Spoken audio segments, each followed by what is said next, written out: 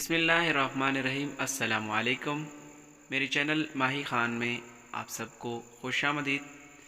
آج میں مسلم شریف کی ایک حدیث کے ساتھ آپ کی خدمت میں حاضر ہوا ہوں۔ امید ہے آپ یہ حدیث مبارکہ سن کر لطف اندوز بھی ہوں گے اور باقی دوستوں کے ساتھ بھی اس کو شیئر کریں گے۔ حدیث کچھ اس طرح ہے کہ نبی کریم صلی اللہ علیہ وآلہ وسلم نے ارشاد فرمایا، میں جنت میں داخل ہونے والے آخری جنتی کو بھی جانتا ہوں اور جہنم سے نکالے جانے والے آخری شخص کو بھی۔ یہ وہ شخص ہے جسے قیامت کے دن لایا جائے گا اور کہا جائے گا کہ اس کے صغیرہ گناہوں کو پیش کرو اور کبیرہ گناہوں کو اس سے ہٹا لو۔ چنانچہ صغیرہ گناہ اس کے سامنے کر دیے جائیں گے اور اسے یاد دلایا جائے گا کہ تو نے فلاں دن فلاں گناہ کیا اور فلاں دن فلاں گناہ۔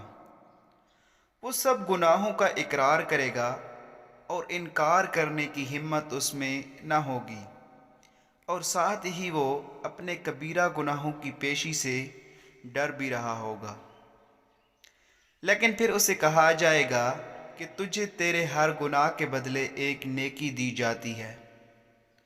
تو اب وہ گناہوں کی جگہ نیکیاں لینے کی لالچ میں کہے گا کہ اے میرے رب، میں نے تو اور بھی بہت سارے گناہ کیے ہیں جو یہاں نظر نہیں آ رہے۔